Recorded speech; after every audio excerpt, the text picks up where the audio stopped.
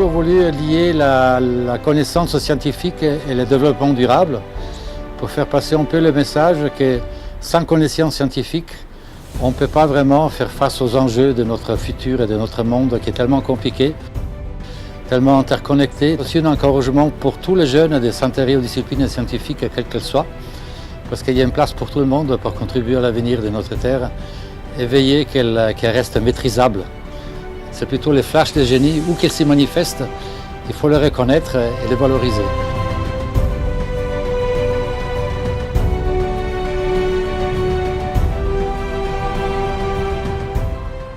On a bien apprécié la collaboration avec les architectes et les ingénieurs.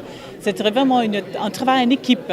Et ce n'était pas possible sans l'appui de tout le monde, les collègues ici au CERN, mais aussi les collaborateurs de l'extérieur. Le club de la science et de l'innovation au CERN fut d'abord le Palais de l'équilibre à l'exposition nationale en 2002 à Neuchâtel. C'était un pavillon destiné à sensibiliser les visiteurs aux préceptes du développement durable et il fut le pavillon le plus visité de l'exposition nationale avec 2 millions de visiteurs en 5 mois. Ce dont nous sommes très fiers dans cette réalisation, c'est que ce n'était pas seulement l'architecture qui était intéressante, mais aussi la scénographie. J'avais visité Neuchâtel et le globe m'avait beaucoup impressionné et plu. Et à l'époque, on cherchait un peu un bâtiment qui puisse être un peu un symbole pour le site du CERN. J'ai monté le dossier des candidatures du CERN. C'est un dossier qui a été distribué aux autorités locales, voire aussi à des députés, au Parlement. Et finalement, c'est M. Couchepin qui a fait cadeau du globe au CERN pour le 50e anniversaire du CERN. Lors d'Expo 02, nous avons eu 2 millions de visiteurs dans notre pavillon, ce qui était absolument énorme. Et que nous avions déjà tourné un film pour raconter l'aventure du développement durable et ses enjeux. Ce qui est merveilleux aujourd'hui, c'est que le CERN a engagé les travaux pour prendre les mesures d'accompagnement pour que ce bâtiment soit en parfait état pour les 40 prochaines années. Les enjeux que nous avions, les architectes et ingénieurs, pour planifier la rénovation du globe étaient assez élevés. Parce que nous devions démonter tout le claustrat extérieur, changer les arcs et pour ce faire, construire à l'intérieur du globe une immense tour d'échafaudage pour reprendre en fait la charge importante que représente le poids de la couronne et des arcs intérieurs.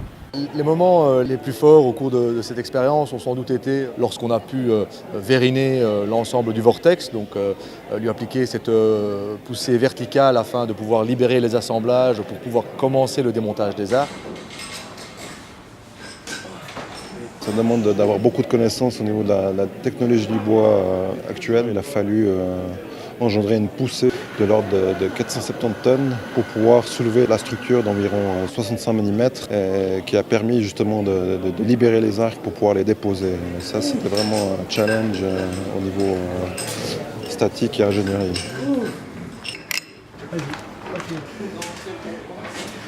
Un autre moment qui a aussi été extrêmement fort, c'est le démarrage de la production des arcs, qui sont quand même ces éléments essentiels à la tenue et à la résistance du globe. Et c'est quand même parmi les éléments les plus complexes dans l'ensemble de la structure de l'édifice.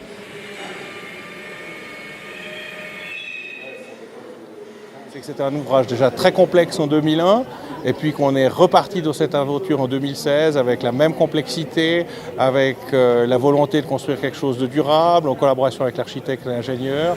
Et puis c'est de retrouver les techniques qu'on avait utilisées tout en essayant d'être encore plus optimal avec notre façon de travailler. Il y a aussi des décisions qui n'étaient pas faciles à prendre avec le CERN. On dit qu'est-ce qu'on rénove, qu'est-ce qu'on fait à neuf, où est-ce qu'on va, où est-ce qu'on part, dans quelle direction, quels sont les choix qu'on a à prendre, tout en ayant un impératif qui était très très important, c'est de finir à temps les travaux.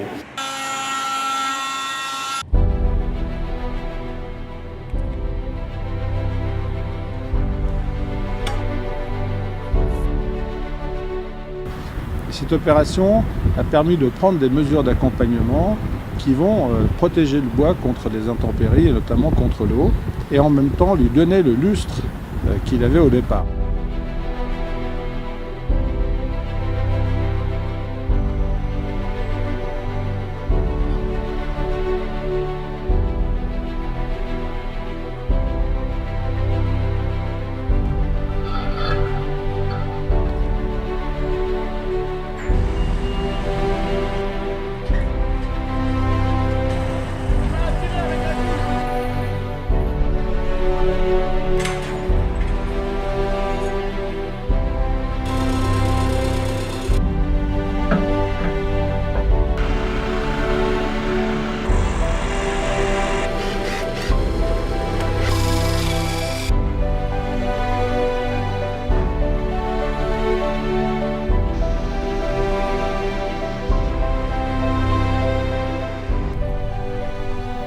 Le travail des rénovations fut une nouvelle œuvre collective que je tiens à remercier ici. Les concepteurs qui ont suivi le chantier via la société Bureau H et Charpente Construite. Les sociétés GPF Ducret qui est exécuté avec brio un travail complexe.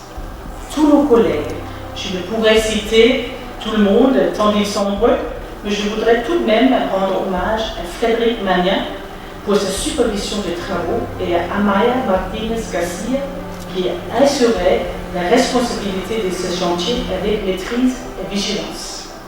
Et tous les assesseurs et visiteurs pour leur patience durant cette fermeture du globe. Aujourd'hui, après cet important chantier, le globe est opérationnel et sera ouvert au public de demain.